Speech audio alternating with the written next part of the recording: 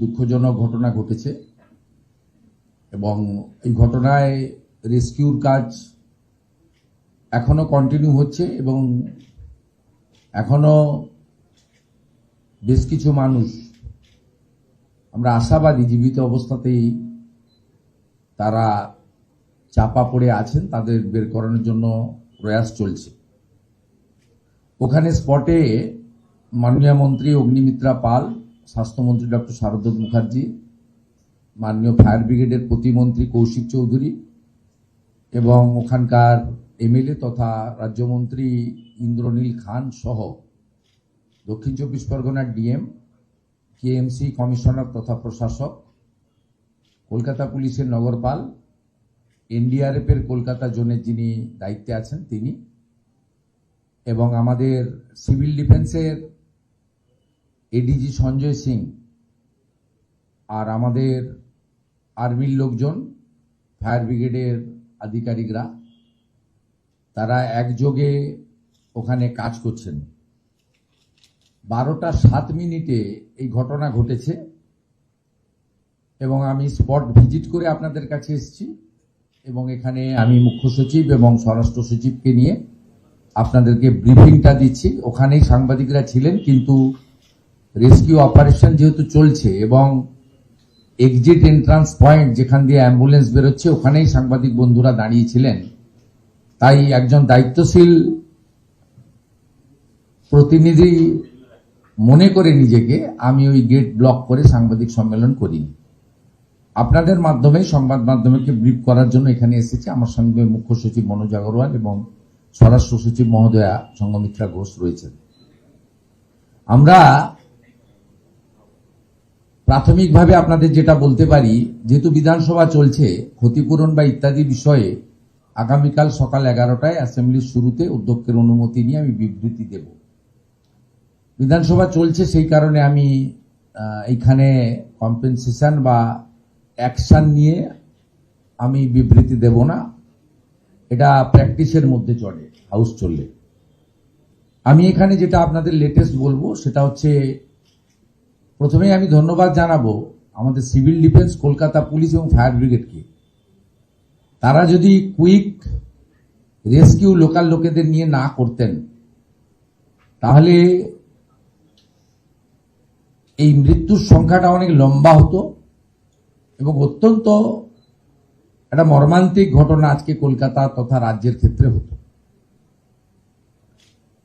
আমরা ধন্যবাদ জানাবো আমাদের এই জোনের আর্মির যিনি দায়িত্বে আছেন এনডিআরএফ এর। আমার সঙ্গে 2:30 নাগাদ সিএস এর যখন কথা হয় মাননীয় মুখ্য সচিবের, তখনই আমরা সিদ্ধান্ত নিই যে আর দেরি না করে আমরা আর্মিকে কল করব। প্রসেস কমপ্লিট হওয়ার আগেই তারা কিন্তু আর্মিকে এবং এনডিআরএফকে পাঠিয়ে দেন। 1 ঘন্টার মধ্যে তারা 3:15-20 থেকে পুরো রেস্কিউ অপারেশনে হাত লাগান। এখন অব্দি মোট 21 জনকে উদ্ধার করা গেছে। 18 জন অসুস্থ অবস্থায় অর্থাৎ জীবিত উদ্ধার হয়েছে, কিছু জনের চিকিৎসা এসএসকেএমে হচ্ছে। ওখানে স্বাস্থ্য দপ্তরের প্রতিমন্ত্রী সুমনা সরকার এবং হেলথ সেক্রেটারির নেতৃত্বে টিম কাজ করছে। সিওমইজ দক্ষিণ 24 পরগনার নেতৃত্বে 20টি অ্যাম্বুলেন্স প্রতিনিয়ত ওখানে কাজ করছে এবং গ্রিন চ্যানেল করে কলকাতা পুলিশ তাদের পৌঁছে দিচ্ছে। অর্থাৎ ওয়ার ফুটিংয়ে আমাদের যে কাজ দরকার অল টুগেদার আমরা সেটাকে প্রায়োরিটি দিয়েছি এবং আমরা অনেক পরে গেছি, কারণ কয়েক ঘন্টা রেস্কিউ করার জন্য রেস্কিউ যারা করছেন তাদেরকে সুযোগ দিতে হয়।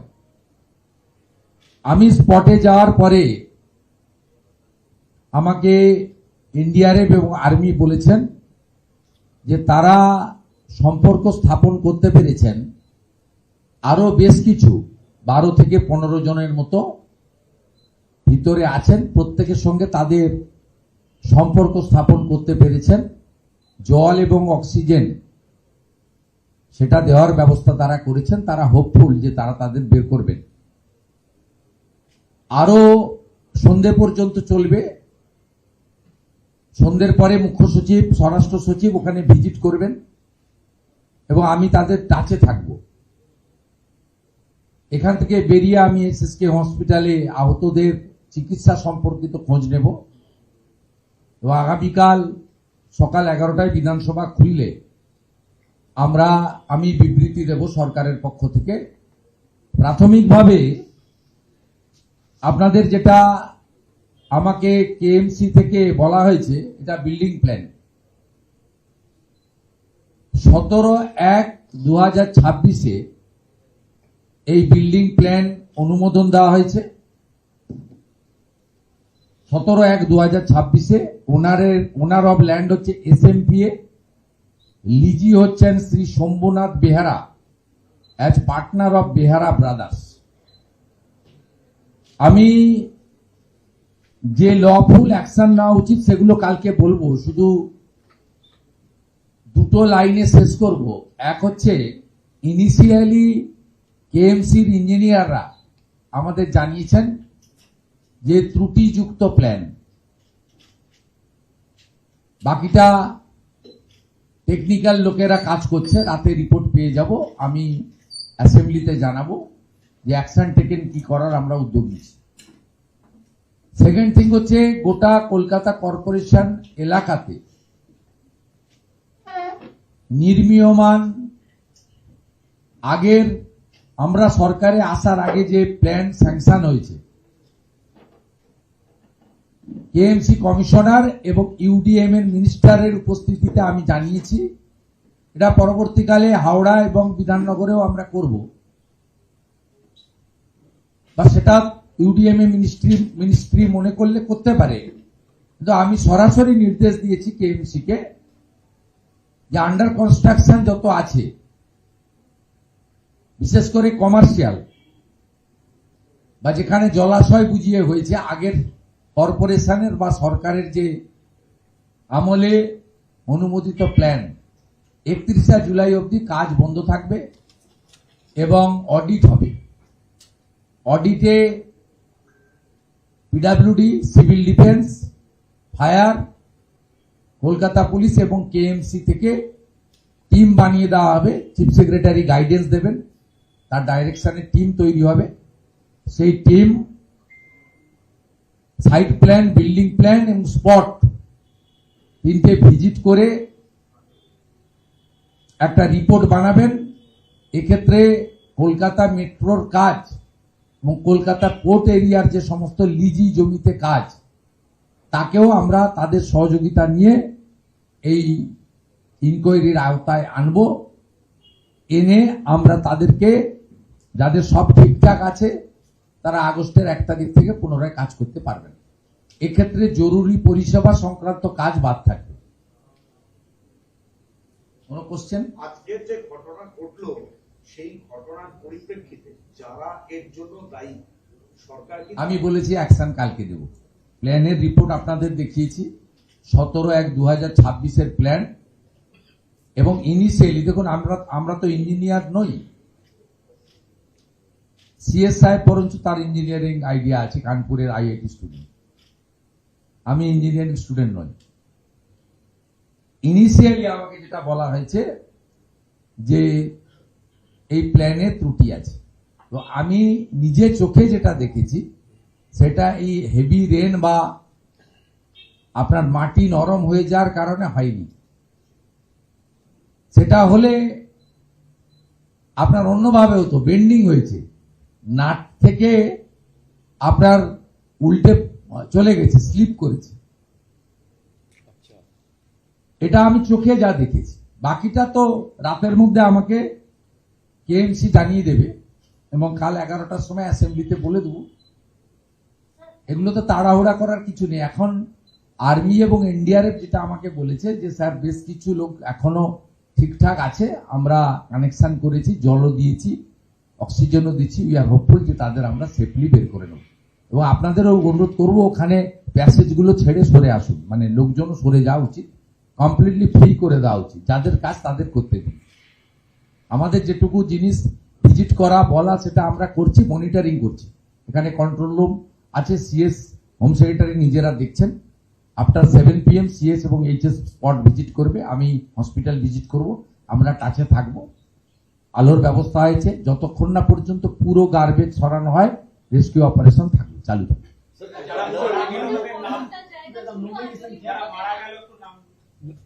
আইডেন্টিফাই হয়নি, সব হয়নি। আচ্ছা আচ্ছা। তিনজন যে নাম মারা গেছেন, রোহিত চৌধুরী, কৃষ্ণা চৌধুরী, একটা আননোন। আর যারা আহত হয়েছে দুর্বাসা মাল্লাম, মণিচাঁদ কুমার, শহীদ কুমার, রাজেশ রুইদাস, বিশ্বপ্রকাশ, বোদন মুন্ডা, রাজেন্দ্র রাও, রামপ্রসাদ চৌধুরী। এক্ষুনি বলা যাবে। আচ্ছা, আমি একটা কথা বলবো, এই মৃতদের এটা নামের তালিকাটা একটু যদি আপনি রিলিজ করে দেন আমাদের গ্রুপে, তাহলে একটু সুবিধা হবে। সেটা করে INC করে স্যার, দিন। একটা প্রশ্ন, সেটা হচ্ছে এর আগেও বিশেষ করে ঘটনাকেও দেখা গিয়েছিল যে বাইপাসের দিকে একটা গোডাউনে আগুন লেগেছিল এবং অনেকটা ম্যাসাকার হয়েছিল, অনেক কিছু। তো এরকম প্রচুর গোডাউন রয়েছে যেগুলো নিয়ে অনেক কোয়েশ্চেন রয়েছে, অতীত থেকে অনেক এই সবাই জানে তো, টাকা নিয়ে সব দিচ্ছে। এখানকার গোডাউন টাকা যে আমরা তো আস্তে আস্তে রেক্টিফাইড করতে হবে, আমরা ব্যবস্থা নিব। আমি দেখুন ক্রেডিট নিতে চাই না, কিন্তু এই ইনসিডেন্টটা আপনারাই বলবেন আগের সময় হলে আর্মিকে ডাকা যাবে না, NDRF কে। আরে আপনার ওই স্টিলের যে কংক্রিটের চাঙড় কাটার মেশিন নেই, আপনি আর্মিকে ডাকবেন না, NDRF কে ডাকবেন না, আপনি ক্রেন নেই। আপনি যে হিউজ লাইফকে সেভ করে দিয়েছে যারা স্টার্ট করেছে, এটা তো আমরা তো কমপ্লিটলি একদম 5টা স্পেশাল উইংস কে অল টুগেদার করে দিয়েছি। Army, NDRF, civil defence, fire, police, KMC, 6টা উইংস কে একসঙ্গে করে দিয়েছি। পুরো সুপারভিশন সাউথ 24 এর DM, KMC commissioner, CP, army আধিকারিকরা নিজেরা দাঁড়িয়ে থেকে করছে। এগুলো তো আমাদের কাজ নয়। আমাদের কাজ নবান্ন থেকে কন্ট্রোল রুম করে মনিটরিং করা এবং টাই আপ করে দেওয়া। পুরো স্বাস্থ্য ভবনকে SSKM নিয়ে চলে এসেছি, গ্রিন চ্যানেল করে অ্যাম্বুলেন্স দিয়েছে। আমরা কত লোকের মানে আজকে লাইফ সেভ করে দেওয়া আছে।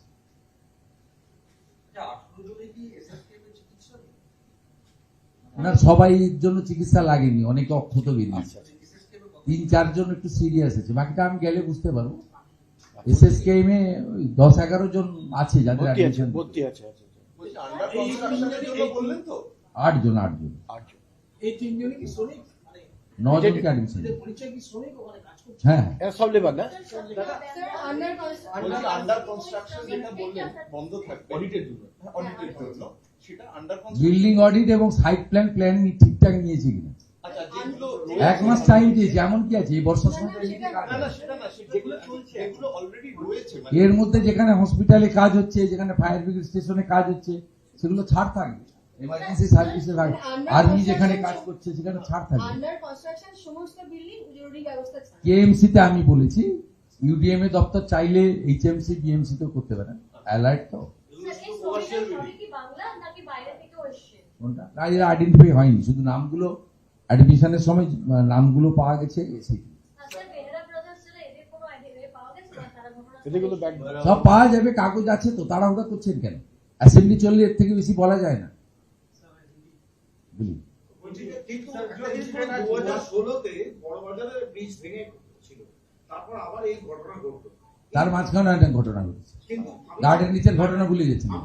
বাড়ি ভেঙে পড়েছিল, একটা লোককে তো জীবিত বের করতে পারেনি, 13 জন মারা গেছে। 13ই মরেছে, কিন্তু একটাও তো জীবিত বের করতে পারেনি। এই এত 72 ঘন্টা ধরে রেস্কিউ চালিয়েছিলেন চাঙড় সরানোর জন্য, তাও তো লোহার ছিল না, কংক্রিটে। পাথর চুন সুরকি ছিল।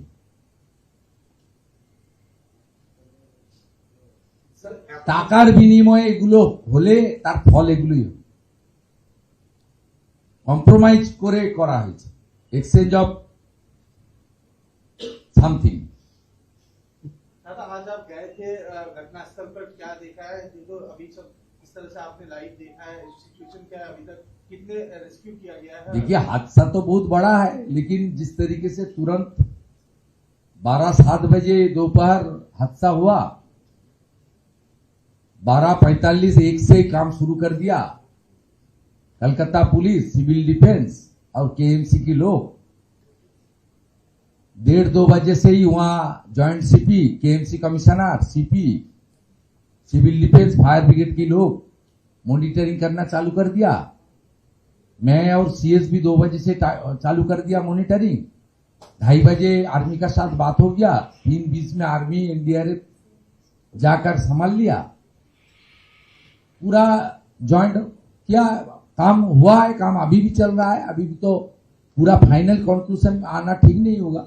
अब तक 21 रिकवर हुआ, उनमें 3 out of 21, 3 death, 18 alive, 9 are ongoing under treatment in SSKM hospital. ये कल डिक्लेयर करेगा असेंबली में 11 बजे, मैं स्टेटमेंट करूंगा। आप रेस्क्यू ऑपरेशन होने दीजिए। जब स्पॉट में मैं खुद स्पॉट विजिट किया, वहां जो पुलिस से लेकर, सिविल डिफेंस से लेकर, फायर से लेकर, केएमसी से लेकर, एनडीआरएफ और आर्मी का जो कर रहा है आधिकारिक के साथ बात किया।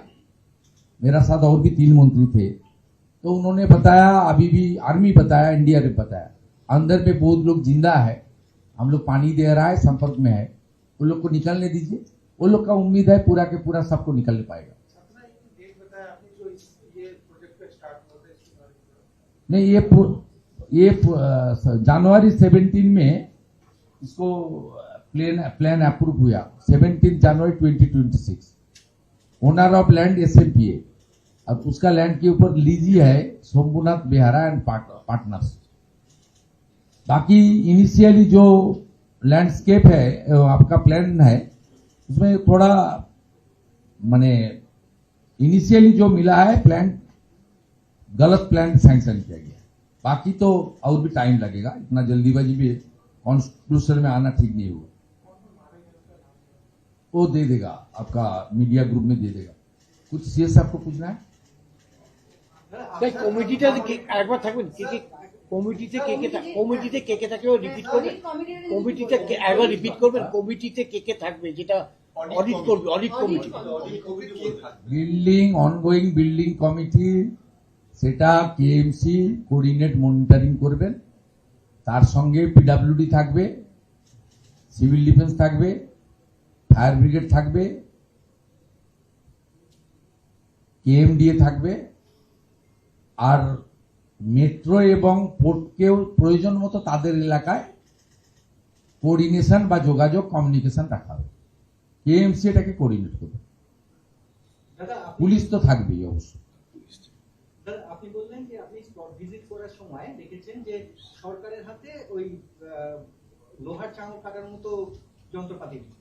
না না, এটা আমি আগেই ফোনে জেনেছি। আমার সঙ্গে যখন সিএস সাহেবের কথা হয়, তখনই আমরা দুজনে ঠিক করি যে ওখান থেকে যারা কাজ করছিলেন, জয়েন্ট সিপি, কমিশনার, তারা বলছিলেন যে, এবং আমাদের যিনি মিউনিসিপ্যাল অ্যাফেয়ার্স প্রিন্সিপাল সেক্রেটারি বলছিলেন যে এনডিআরএফ বা আর্মি এলে ভালো, এত লোহার সলিড স্ট্রাকচার পড়েছে, এটাকে ক্রেন দিয়ে তুলতে গেলে আরো ক্ষতি হয়ে যেতে পারে, এটাকে ড্রিল করা দরকার। সেই মেশিন এনডিআরএফ এবং আর্মির কাছে আছে। এখানকার যিনি আর্মি আধিকারিক আছেন, তিনি সিএস কথা বলার পরে ফর্মালিটি মেনটেন করার আগেই ফোর্স এবং ইকুইপমেন্ট পৌঁছে দিয়েছেন। এটা উচিত তো, তা তো ডিজাস্টারে এই কোঅর্ডিনেশন তো আগে ছিল না। কে কেন্দ্র, কে রাজ্য, কে কোন দলের, কে কোন সরকারের, এসব ভাবনা চিন্তা করে হতো। যা ঘটনা ঘটেছে এবং আমরা ব্যবস্থা নিয়েছি, আমরা আশা করব যে মৃত্যুর সংখ্যা না বাড়বে না। যারা আহত হয়েছেন চিকিৎসা নিয়ে ফিরে পাবেন। যারা এখনো ভিতরে আছেন, আমাকে এনডিআরএফ আর্মি অ্যাসিওর করেছেন যে সবার সঙ্গে আমাদের কন্ট্যাক্ট হয়ে গেছে। আমি প্রে টু গড তাদের যাতে স্মুথ এবং সুস্থ অবস্থায় রিকভারি করতে পারে আমাদের রেস্কিউ অপারেশন টিম, এটা আমি প্রে করবো ভগবানের।